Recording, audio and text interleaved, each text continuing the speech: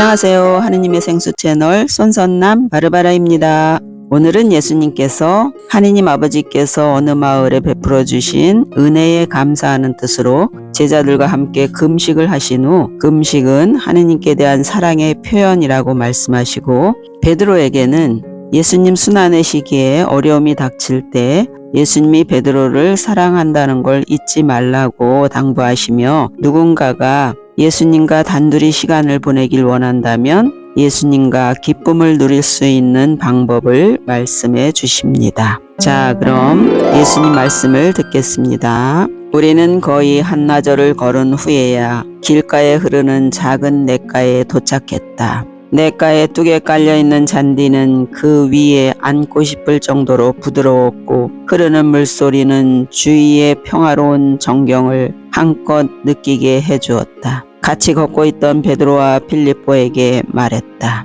여기는 참 평화롭구나. 쉬어가기 참 좋은 곳이네. 여기서 오늘 밤을 지내도록 하자. 베드로가 대답했다. 네, 여긴 참 아름답습니다. 머무르기에 아주 좋은 장소 같습니다. 네, 주님, 이제 멈춰야 할 때가 된 것 같습니다. 필립보도 며칠 동안 걸어오느라고 피곤해 보이는 제자들을 둘러보며 말했다. 필립보, 다들 모이라고 하여라. 기도를 한 다음에 내가 너희들 모두에게 잠깐 할 얘기가 있단다. 내가 필립보에게 말했다. 몇 분 후에 우리는 모두 시냇가에서 아버지께 기도를 바쳤다. 기도가 끝나고 내가 이야기를 시작했다. 먹지 않고 하루 종일 걸어왔기 때문에 너희들 중에는 피곤한 사람이 있을 것이다. 하느님께서 보여주신 사랑에 감사하면서 나와 함께 금식한 것을 알고 있어. 너희들 대부분은 금식할 수가 있지만 조금은 먹어야 되는 사람도 있지. 몸이 아직 금식에 익숙하지 않은 사람들은 빵을 조금 먹고 물을 마시되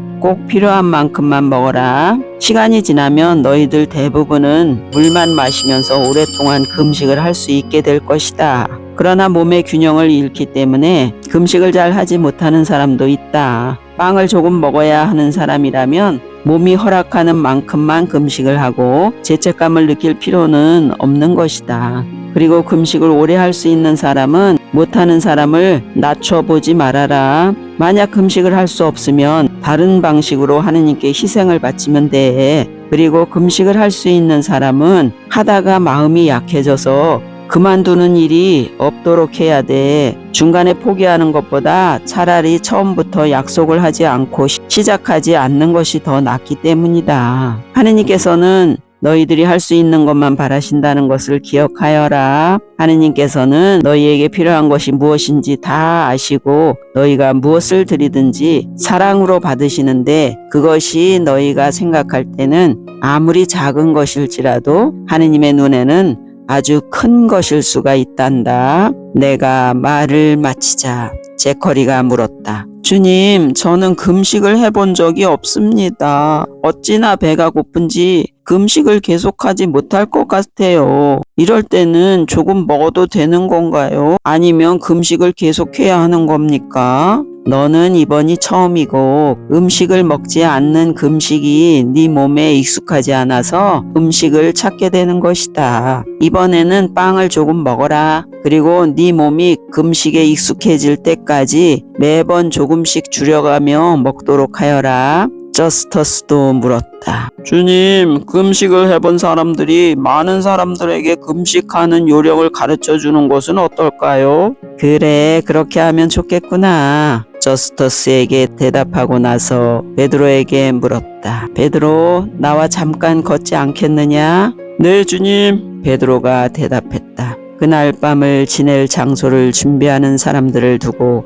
우리는 시냇물을 따라서 걸었다. 물속에는 많은 물고기들이 이리저리 헤엄치고 있었다. 베드로에게 말했다. 베드로야, 장차 내가 엄청난 짐을 짊어져야 할 시간에 대해 너한테는 이야기해주고 싶구나. 나 자신을 사랑의 제물로 아버지께 바치게 될 때, 그때가 오면 너에게도 많은 어려움이 닥치게 될 것이다. 의욕에 쌓이게 될 것이고 공포에 떨며 걱정을 많이 하게 될 것이야. 그때는 네 앞에 놓인 일을 네가 하지 못하도록 마귀가 발악을 하고 있기 때문이라는 것을 알고 있어야 한다. 베드로가 말을 가로챘다. 마귀가 절대로 저를 막지 못할 것입니다. 절대로. 베드로, 알고 있다. 그러나 그 짧은 기간 동안만은 네가 네 할 일을 못하게 될 것이다. 나의 부드러운 깨우침에 놀란 베드로는 눈을 크게 떴다. 주님께서 제물이 되신다면 저는 반드시 주님 곁에 있을 것입니다. 베드로는 진심으로 말했다. 베드로, 네가 나와 같이 있지 못할 때가 있을 것이다. 그러나 그것은 그렇게 되도록 이미 짜여 있다는 것을 알아라. 그 후 네가 네 신앙을 온 세상에 보여주며 나를 찾는 모든 사람들에게 사랑의 횃불이 되어줄 때 나는 네 곁에 있을 것이다. 나는 이 충직한 친구가 나를 위해 목숨을 바치는 그날, 나처럼 죽기에는 자신이 합당하지 못한 자라고 생각하며 내가 죽은 모습으로 죽지 못하겠다고 겸손하게 말하는 그날을 보았다. 내가 울음을 터뜨리자 베드로가 한 팔로 내 어깨를 감싸며 말했다. 주님, 왜 우십니까? 제가 무엇을 도와드릴까요? 베드로, 너는 장차 나의 사랑 안에서 굳건하게 진리를 선언할 것이고 많은 사람들을 도와주게 될 것이야. 나의 말을 듣고 베드로는 부드럽게 대답했다. 네, 주님. 내가 항상 너와 함께 있다는 것과 내가 너를 나의 반석으로 선택했다는 것을 항상 기억하여라. 어떤 일이 일어나더라도 네가 아무리 합당하지 못한 자로 생각하고 수치스럽게 느끼더라도 내가 너를 사랑하고 있다는 것을 잊지 말고 네 모습 그대로의 너를 선택했다는 것을 기억하여라. 그리고 내가 모든 사람을 선택했고 모든 사람을 용서한다는 것을 생각하면서 나의 교회를 세워다오. 베드로의 희생이 아직도 내 눈앞에 보이고 있었기에 눈물을 멈출 수가 없었다. 우리가 그렇게 냇가에 앉아 있는데 근처 숲속에서 무슨 소리가 났다. 베드로가 귓속말을 했다. 제가 가서 뭔지 보고 오겠습니다, 주님. 걱정하지 말아라, 베드로. 별것 아니다. 그냥 여기 앉아서 이 아름다운 자연을 즐기고 우리가 함께 나누고 있는 이 시간을 즐기자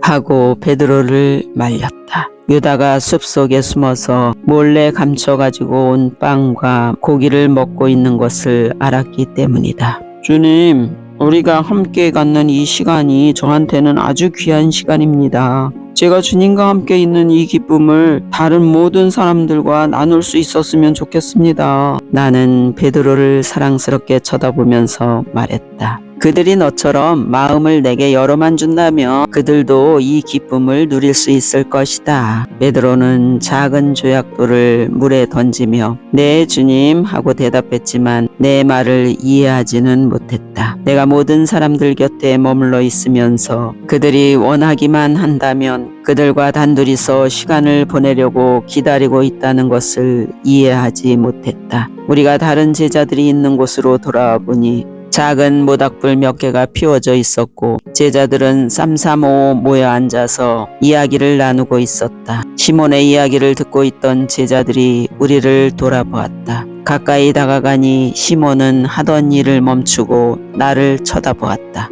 시몬, 하던 이야기를 계속하려무나? 나는 사랑으로 다정하게 권했다. 주님, 제가 이야기하는 것보다 주님께서 하시는 이야기를 더 듣고 싶어 할 텐데요. 시몬이 겸손하게 말했다. 시몬, 네 이야기를 끝내주면 좋겠다. 친구가 이야기하는 것을 앉아서 듣고 싶네. 나는 손을 그의 어깨 위에 올려놓고 곁에 앉았다. 다른 제자들도 시몬의 이야기를 듣기 위해 모여들자 시몬은 불안해졌다. 내가 기운을 북돋아 주었다. 걱정하지 말아라, 시몬. 그냥 너와 나만 있다고 생각하고 이야기를 해봐. 나의 격려에 고무된 시몬이 이야기를 시작했다. 저희들이 주님 어머니 집에 갔을 때 이야기를 하고 있었습니다. 어머니께서는 잡수실 생각도 하지 않으시고 우리에게 음식을 요리해 주시던 일과 사랑과 기쁨이 가득한 어머니의 눈길에 대해 이야기했습니다. 그리고 음식이 가득 들어있는 큰 주머니를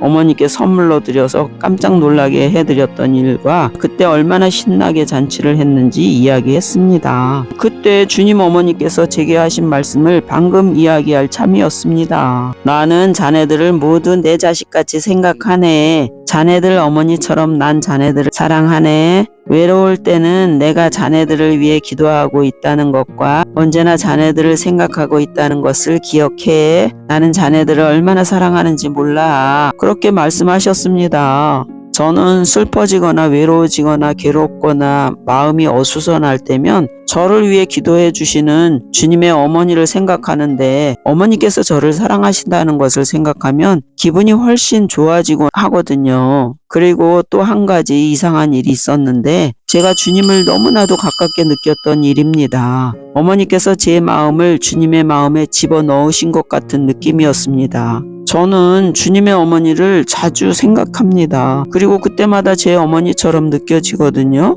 모두가 시몬이 방금 한 말을 되새기며 침묵을 지켰다. 그러다가 제자들 중 한 사람이 말했다. 저는 주님의 어머니를 한 번도 못 뵈었지만 주님 어머니께서 너무 좋으신 분 같습니다. 참 좋으신 분이야. 몰래 식사를 하고 돌아온 유다가 말하자 어머니를 만나 뵌 제자들은 동의를 하며 고개를 끄덕였다. 나는 시몬을 살짝 껴안아 주고 나서 말했다. 나는 너희들을 내 형제라고 부른다. 그러니 내 어머니는 너희들의 어머니가 되시는 거지. 내 안에 형제자매가 된 모든 사람들에게도 어머니가 되시는 것이란다. 주님의 어머니이신 마리아님을 위하여 시편 하나를 노래합시다. 작은 야고보의 열렬한 제안에 따라 우리는 시편을 노래하기 시작했다. 몇 시간이 지나서야 노래가 끝났고 모두의 가슴에 기쁨이 넘치고 있었다. 나는 아버지의 사랑을 느끼며 감사했다. 다음 날 아침에 깨어났을 때 나는 작은 야고보가 기도에 깊이 빠져 있는 것을 보았다. 그래서 작은 야고보 곁으로 가서 무릎을 꿇고 그가 바치고 있는 찬미의 기도에 합심했다. 작은 야고보는 마음속으로 생명을 주신 하느님께 감사드리고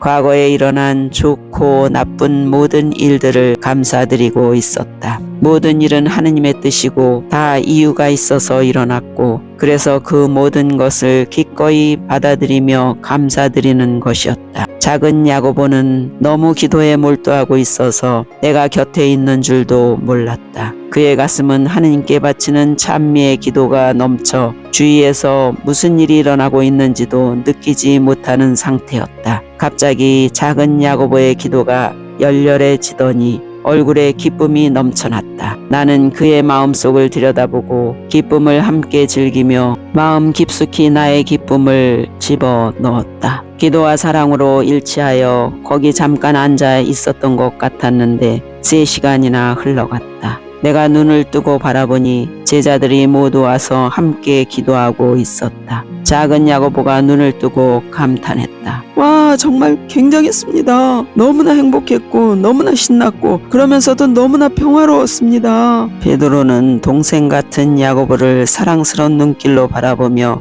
미소를 짓고 있다가 말했다. 야고보, 네가 기도하는 동안 아주 행복해 보이더라. 정말 감동적이었어. 내가 아침에 일어났더니 주님께서 아주 평화롭게 주무시고 계셨어. 너무나 평화로운 모습으로 주무시는 것을 보니까 기도를 바치고 싶은 생각이 간절해지더라고. 그래서 기도를 시작했는데 아주 충만한 기쁨을 느끼기 시작했어. 그런데 내 앞에 금색 빛이 눈부시게 나타나더니 그 속에서 하얀 비둘기가 날아 나왔어. 그 비둘기가 점점 가까이 오고 있는 동안 나는 하느님께 찬미와 감사의 기도를 열렬히 바쳤어. 제 생명을 감사드립니다. 제 생애에 담긴 모든 것을 감사합니다. 하는 말 외에는 다른 말을 찾지 못하겠더라고. 그 비둘기가 내 가슴 속으로 곧장 날아 들어왔는데 나는 불꽃처럼 타는 것만 같았어. 내가 비둘기를 쳐다보니 예수님으로 변했다가 어느 나이 많은 남자로 변했어. 그 후에 그 나이 많은 남자가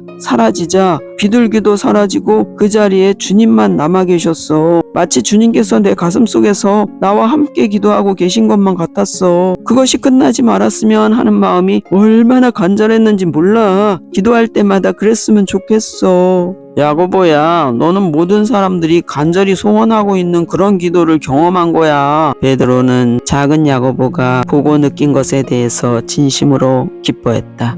그러나 동시에 자기는 그런 경험을 못했기 때문에 약간의 질투를 느끼고 있었다. 내가 제자들에게 큰 소리로 말했다. 야고보가 기도 중에 경험한 행복은 기도할 때 사랑하는 마음으로 하느님께 마음을 열어드린다면 누구나 경험할 수 있는 행복이다. 그것은 하느님을 사랑하는 사람들이 사랑하는 마음으로 하느님께 다가올 때 하느님께서 주시는 선물이란다. 너희들이 모두 그것을 경험해 본 것도 아니고 경험한 사람도 기도할 때마다 그것을 경험하게 되는 것도 아니란다. 그것을 경험할 수 없으면 실망하기도 할 것이고 자기한테는 일어나지 않고 다른 사람한테만 일어나는 것을 보면 질투도 하게 될 것이야. 그러나 너희 모두가 알아두어야 할 것은 그 모든 것이 항상 너희 앞에 놓여 있다는 사실과 너희가 그것을 얻고 못 얻고는 바로 너희 자신한테 달려 있다는 사실이다. 그것을 얻을 수 있는 유일한 방법은 마음에서 우러나는 기도를 하는 것이고 그 마음은 너희 생애에서 겪는 모든 일을 자기 뜻이 아닌 하느님의 뜻으로 받아들이는 그런 마음이다. 그리고 너희들이 하느님께 고압적으로 강요하거나 좋지 못한 일이 일어난 것에 대해 불평을 하고 하느님을 탓하며 하느님께 화를 내는 교만과 이기심은 하느님의 사랑이 너희들에게 가득 채워지는 것을 가로막는 장애물이 될 것이다. 작은 야고보가 방금 경험한 그런 은총을 받는 사람들은 기도할 때마다 그것을 기대하게 되고 그 은총을 받지 못하면 실망에 빠지곤 한다. 그러다 보면 하느님을 사랑하기 위해서 기도하기보다는 그런 경험을 다시 맛보기 위해서 기도하고 자기 자신의 만족을 구하려고 기도하게 된다는 것을 깨달아야 한다. 다른 사람들이 기쁨에 넘쳐서 기도하는 것을 보고 질투하는 사람도 있다. 그것은 하느님보다 자기 자신을 더 우선으로 두기 때문이다. 하느님을 사랑한다면 다른 사람이 하느님께 그렇게 기도드릴 수 있는 것을 기뻐하게 될 것이고 그 사람이 받은 은총에 감사하게 될 것이다. 그렇게 하면 너희는 하느님의 뜻을 받아들이게 되고 하느님의 사랑에 너희 마음이 열리게 될 것이며 너희에게도 하느님의 사랑이 가득 넘치게 될 것이다. 기도할 때 너희가 하느님께 고압적으로 요구하지 않고 시기나 질투나 분노를 품지 않고 오직 사랑으로 기도하면서 하느님께 마음을 열어드린다면 너희는 기도의 기쁨을 누릴 것이다. 오늘 작은 야고보는 마음속에서 하느님의 사랑을 느꼈다. 작은 야고보가 교만이나 이기심으로 자기 마음을 닫아서 그 은총을 잃어버리지 않도록 함께 기도드리자. 작은 야고보뿐 아니라 모두가 하느님께 마음을 활짝 열 수 있게 되고 마음이 항상 열려있게 해주시기를 기도했다. 사람들은 일단 마음을 열었다고 생각하면 그것이 전부인 줄로 생각하고 이전보다 더 깊이 하느님을 받아들일 수 있도록 끊임없이 노력해야 한다는 것을 잊어버린다. 많은 사람들이 마음의 문이 열리게 되면 그 은총을 언제까지나 자기 소유로 생각하는데 마음은 열릴 때보다 더 쉽게 닫힐 수가 있다는 것을 생각하지 못한다. 겸손과 사랑으로 열렸던 마음이 교만과 이기심으로 닫혀버리게 되기 때문이다. 네, 오늘은 여기까지입니다. 여러분, 오늘도 중요한 말씀이었지요. 겸손과 사랑으로 마음을 열고 하느님을 사랑하기 위해서 기쁨을 느끼는 기도하시기를 바랍니다. 네, 다음 영상에서 뵙겠습니다. 감사합니다.